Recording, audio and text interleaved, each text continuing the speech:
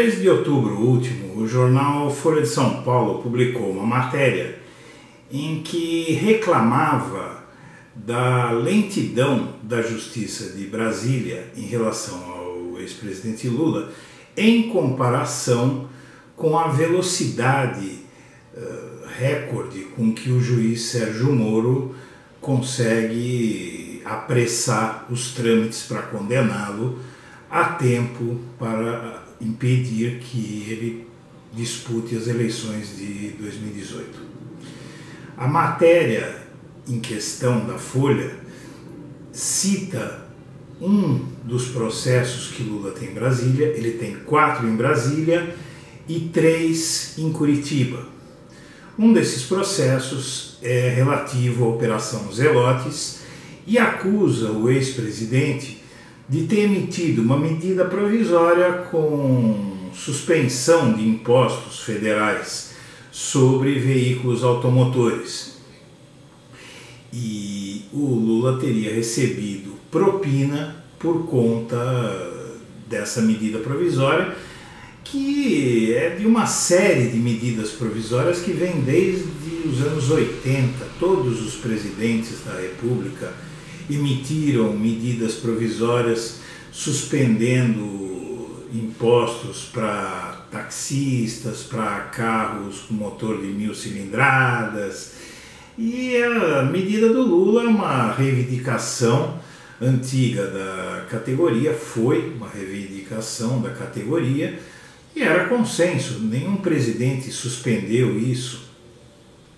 Então vinha no bojo de toda uma situação econômica, de incentivo à economia brasileira tal, mas fizeram ali um arranjo, a Operação Zelotes, que começou inclusive a incomodar barões da mídia tal. Eles reverteram tudo, não investigaram nada em referência à expatriação de recursos pela mídia e focaram mais uma vez tudo em cima do Lula. O mais interessante, pessoal, é que essa investigação contra o Lula, ela estava meio parada porque é uma investigação um tanto quanto inepta.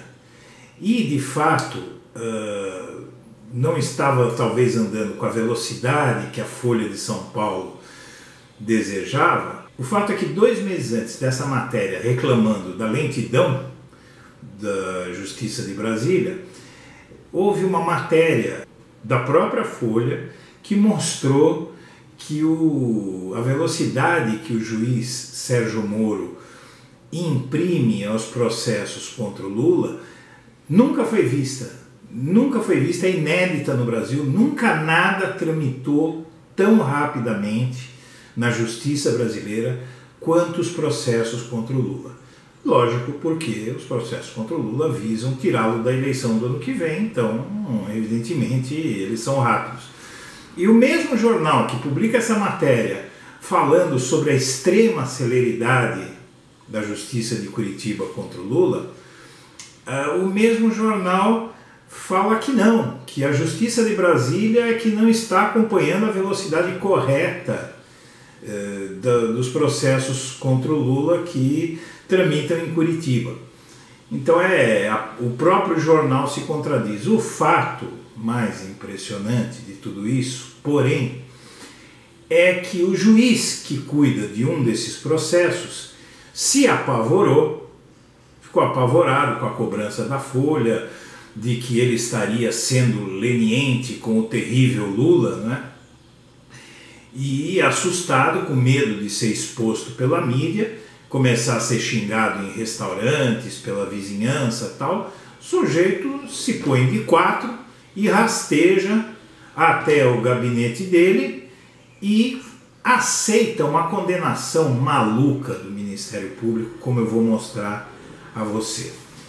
Antes, porém, eu gostaria de ler para você a manifestação de perplexidade e de indignação da defesa do Lula, que considerou o processo aberto, recém-aberto contra o ex-presidente como kafkiano. Por que kafkiano? Baseado na obra do escritor húngaro Franz Kafka. O Processo é um romance em que um sujeito chamado Joseph K. ele acorda um belo dia sendo procurado pela polícia, que estaria sendo preso, só que durante todo o processo que ele enfrenta, com o pedido de prisão, não lhe é revelada a acusação que se faz contra ele. Então, processos que têm uma denúncia que não fica clara, eles são chamados de processos kafkianos. E, de fato, é o que acontece com o processo do Lula, porque, na verdade, não há prova alguma, há apenas uma suposição do Ministério Público, amparado em indícios que eles dizem, ou o Ministério Público diz que existem, mas que são de uma fragilidade absurda. Vamos ler, eu vou ler para você a manifestação da defesa do ex-presidente Lula. Os fatos narrados são confusos e as deduções feitas pelo MPF não têm coerência, levando ao leitor a sensação de tratar-se de uma obra de ficção. São muitas perguntas sem respostas. Qual foi a conduta praticada pelo ex-presidente? Qual o ato de ofício? Em quais circunstâncias? Se ele aceitou promessa de vantagem ou solicitou, quando foi? Por que meio? Com quem conversou? O que foi oferecido ou solicitado? Se ele recebeu efetivamente, onde está o trajeto do dinheiro? O dinheiro foi transferido aos agentes públicos? Quanto coube a cada um? Foi entregue pessoalmente? Onde está o registro do saque? Na verdade, a defesa do Lula faz as perguntas óbvias que qualquer um precisa fazer ao ser acusado, mas não existe resposta para essas perguntas, porque tudo se baseia em dois elementos. Um considerado mais fraco, que são umas cartas que sugeririam, foram encontradas na casa de um dos suspeitos, que é um empresário, e essas duas cartas dirigidas a Lula insinuariam que haveria propina. Essa foi a informação que o blog obteve. Agora, a outra informação espantosa é um rabisco que está sendo considerado como prova central pela acusação. Na verdade, a acusação seria o Ministério Público, mas o juiz viu validade nesse absurdo. Trata-se de um rascunho, de um papel com algumas coisas rabiscadas. Em um ponto está anotado PRES, PRES, que seria, eles supõem, de presidente, e ao lado uma anotação OK. Então essa seria a prova que você vê aí na tela de que o Lula foi subornado, recebeu 6 milhões de reais para emitir uma medida provisória. Essa é a prova pela qual a justiça brasileira aceitou o processo contra ele. É vergonhoso, é descarado, é mais descarado ainda porque esse juiz ele toma essa atitude atabalhoada de aceitar de qualquer jeito a denúncia contra o Lula só para agradar a imprensa, para não ser alvo da imprensa. Isso é o que está acontecendo no Brasil, minha amiga, meu amigo, isso é o que está acontecendo no nosso país.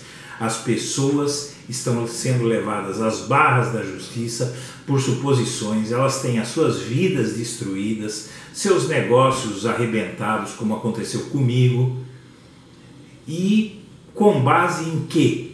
Em algo material, em algo palpável? Não, em suposições. Veja, um rabisco propicia uma acusação que pode acabar com a vida do Lula se for julgada como foram julgados os outros processos contra ele. Então mais uma vez, lamentavelmente, eu venho com essa notícia aqui, eu venho manifestar meu espanto, venho compartilhar com você minha indignação e, como sempre, eu peço ao amigo, à amiga, que continuem se inscrevendo no nosso canal, quem ainda não o fez. Nós já ultrapassamos os 10 mil inscritos e o canal está se fortalecendo, a gente está se preparando para conseguir mais equipamento, mais recursos para ampliar o escopo dos vídeos e produzir matérias para esclarecer a sociedade sobre esses absurdos como esse que eu acabo de relatar, que estão ocorrendo no nosso país e que nos ameaçam a todos, mesmo aqueles que nunca tiveram problema nenhum com a justiça. Todos somos ameaçados por um estado de exceção, por uma situação de arbítrio generalizado. Bom, vamos continuar a nossa semana curta, que tem um feriado, e um grande abraço para todo mundo.